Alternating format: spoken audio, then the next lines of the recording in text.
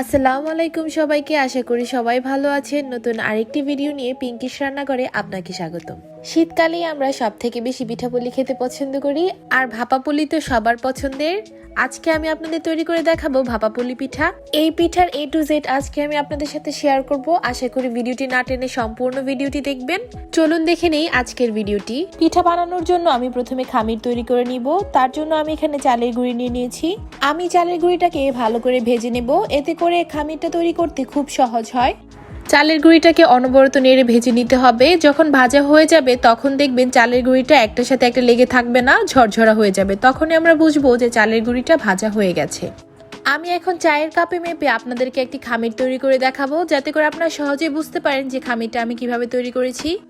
আমি এখানে 6 কাপ পরিমাণ পানি নিয়েছি, তার মধ্যে দিয়ে দিয়েছি পরিমাণ মতো লবণ। পানিটা যখন ফুটে আসবে তার মধ্যে আমি দিয়ে দিব 5 কাপ পরিমাণ ভেজে রাখা চালের গুঁড়া। আমি আবারও বলে দিচ্ছি, আমি 6 কাপ পানি দিয়েছি। 6 কাপ পানির মধ্যে আমি 5 কাপ চালের গুঁড়া ব্যবহার করেছি। এই পর্যায়ে আমি চুলার আঁচটা বন্ধ করে দিব। বন্ধ করে দিয়ে আমি চালের গুঁড়িটা পানির সাথে মিশিয়ে একটি খামির তৈরি করে নিব। আর এই পর্যায়ে গুঁড়িটা কিন্তু অনেক গরম থাকবে, তার জন্য একটা চামচের সাহায্যে আমি এটা মিশিয়ে নিচ্ছি। তাপমাত্রাটা সহনীয় পর্যায়ে হয়ে আসলে আমি এটাকে হাতের সাহায্যে ভালো করে মথে নিব। আপনারা চাইলে কিন্তু এই একইভাবে খামির তৈরি করে নিয়ে বিভিন্ন ধরনের পিঠা তৈরি করতে পারেন। এখন আমি হাতের সাহায্যে ভালো করে মথে নিয়ে খামিরটি তৈরি করে নিব। তো দেখতে পাচ্ছেন আমার এখানে খামিরটা তৈরি হয়ে গেছে। এখন আমি এই খামিরের ভিতরে দেওয়ার জন্য পুর তৈরি করে নিব। ভিতরের পুরটা তৈরি করার জন্য আমি এখানে খেজুরের গুড় ব্যবহার করছি। আমি এখানে ঝোলা খেজুরের গুড়টা ব্যবহার করছি। আমি এখানে 2টা নারকেল ব্যবহার করব, তার জন্য এখানে আমি পরিমাণ মতো নিয়ে নিচ্ছি। গুড়টা জাল দেওয়ার জন্য আমি এখানে নিয়ে নিচ্ছি পরিমাণ মতো পানি। তো এখানে গুড়টা জাল দেওয়া হয়ে গেছে। এখন আমি দিয়ে দিব নারকেল। আমি 2টা নারকেল আগেই কুড়িয়ে রেখেছিলাম। আমি শুধুমাত্র নারকেল এবং গুড় মিশিয়ে পুরটা তৈরি করে নিব। তবে আপনারা চাইলে এখানে নিজের জন্য তেজপাতা, এলাচ, দারুচিনি এগুলো ব্যবহার করতে পারেন, অথবা টেস্ট বাড়ানোর জন্য কাজু কিশমিশ এগুলো ব্যবহার করতে পারেন। তবে আমার কাছে খেজুরের গুড় আর নারকেল দিয়ে তৈরি পুরটাই সব থেকে বেশি ভালো লাগে। তো দেখতে পাচ্ছেন আমার পুরটা প্রায় তৈরি হয়ে এসেছে। আমি গুড়টা গলানোর জন্য যে পানিটা দিয়েছিলাম সেটা আমি একদম শুকিয়ে নিয়েছি। তো লাস্ট পর্যায়ে দেখতে পাচ্ছেন আমার পুরটা ঠিক কিরকম হয়েছে। আর ঠান্ডা হয়ে আসলে পুরটা আরো শক্ত হয়ে যাবে।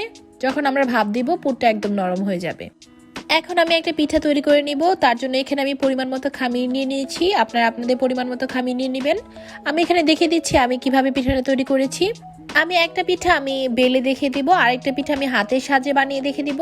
আমরা নর্মালি যে রুটি বানাই সেই রুটি থেকে একটু ভারী করেছি। পাশাপাশি 2টা রুটি রাখলে যতটুকু ঘন হবে আমি ততটুকু পরিমাণ রুটিটাকে ভারী করেছি। এখন আমি আমার পছন্দ অনুযায়ী ভিতরে পুর দিয়ে দিচ্ছি। আপনারা আপনাদের পছন্দ অনুযায়ী কমিয়ে বাড়িয়ে নেবেন। এখন রুটিটাকে আমি ভাঁজ করে 2 সাইড থেকে বিলিয়ে নিব এবং ভালো করে লক করে দিব। লক করে দেওয়ার পর যে এক্সট্রা অংশটা থাকবে সেটা আমি একটা ছুরির সাহায্যে কেটে নিব। কেটে নেওয়ার পর আমি 2 পাশের খামিরটাকে হাতের সাহায্যে ভালো করে লক করে নিব।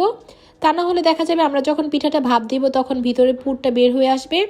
তো আমি হাতের সাহায্যে আমি একটা ডিজাইন করে নিচ্ছি। আপনারা আপনাদের পছন্দ অনুযায়ী ডিজাইন করে নিতে পারেন। তো আমার পিঠাটা প্রায় বানানো শেষ হয়ে গেছে। আমি কাছ থেকে দেখিয়ে দিচ্ছি আমার পিঠাটা কিরকম হয়েছে। এখন আমি একটা হাতের সাহায্যে পিঠা বানিয়ে দেখিয়ে দিব। বেলাবেলি ছাড়া আপনারা হাতেও বানিয়ে নিতে পারেন চাইলে।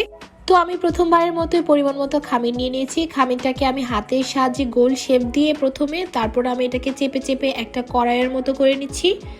তো দেখতে পাচ্ছেন আমার এটা বানানো প্রায় শেষ। আমি কাছ থেকে দেখিয়ে দিচ্ছি।